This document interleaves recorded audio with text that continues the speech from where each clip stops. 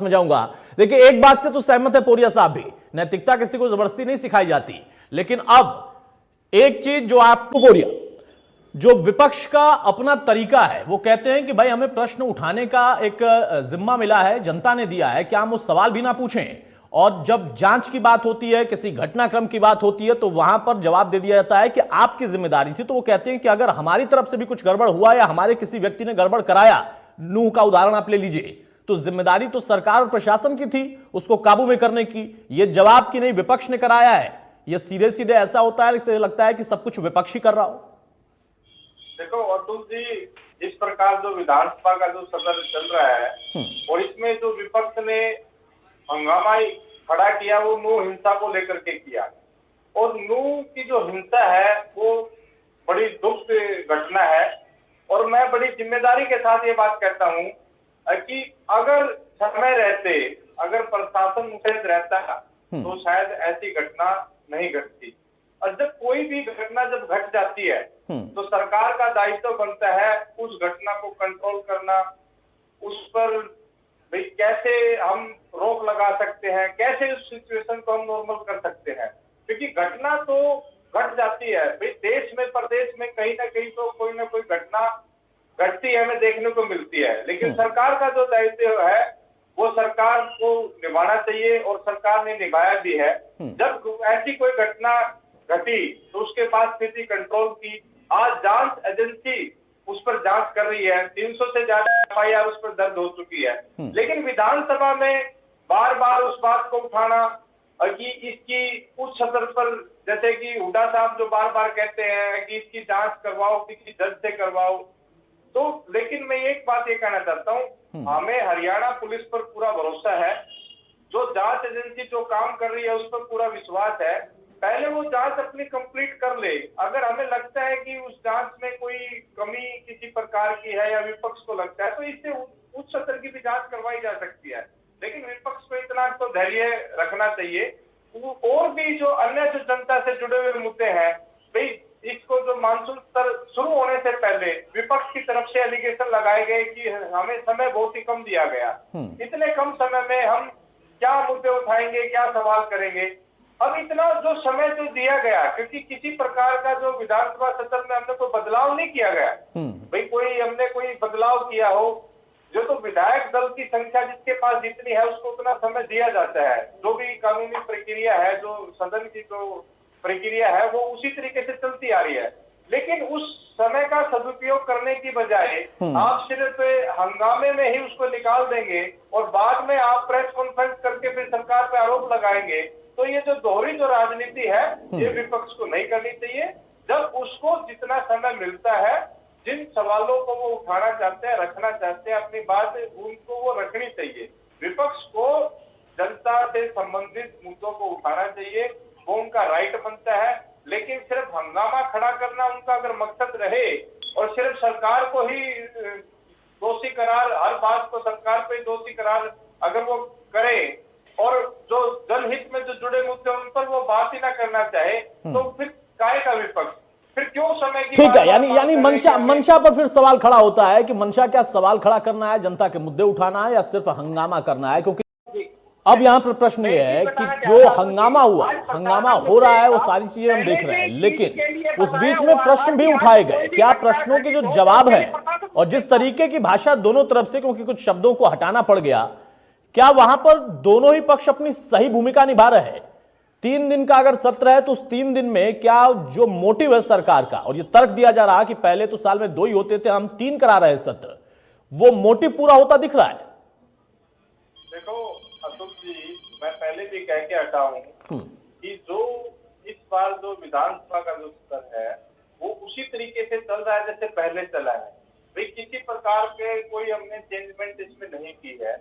और रही बात ये कुछ शब्दों को हटाने की बात की, दोनों पक्षों की तरफ से अगर कोई चीज, दोनों पक्षों की तरफ से अगर कोई छींटाकशी की जाती है, अक्सर ये राजनीति में विधानसभा में देखा जाता है भाई, एक दूसरे के खिलाफ बयानबाजी होती है, कोई किसी तरीके से कोई मुहावरे के माध्यम से कह देता है, कोई चुटकुले मजाकिया अंदाज में कह देता है, कोई किसी तरीके से कह देता है। ये चीजें अक्सर देखने और समय समय पर जो भी विधानसभा का प्रावधान है उस पर उन शब्दों को हटाया भी जाता है, ठीक भी किया जाता है।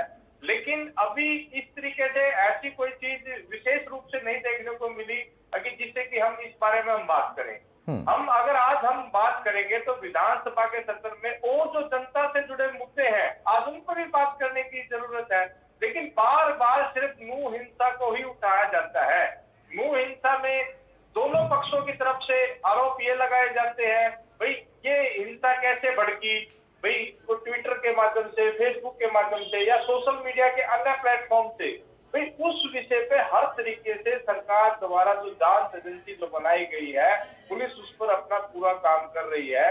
जो भी दोषी पाया जाएगा, आज हरियाणा प्रदेश के उप मुख्यमंत्री पहले ही दिन से अपना स्टैंड क्लियर कर चुके हैं कि जो भी दोषी पाया जाएगा, चाहे वो कोई भी हो, किसी भी राजनीतिक दल से जुड़ा हुआ हो या वो किसी भी धर्म का हो, किसी भी विशेष समुदाय से संबंध रखता हो, कोई भी हो, एनीबॉडी, उस पर पूरी की पूरी कार्रवाई की जाएगी, किसी को बख्शा नहीं जाएगा।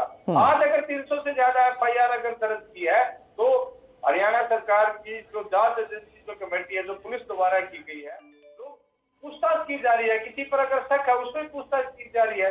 लेकिन उससे अलग भी विधानसभा में कुछ चीजें जो पारित हुई है, अब उन पर भी चर्चा करने की जरूरत है।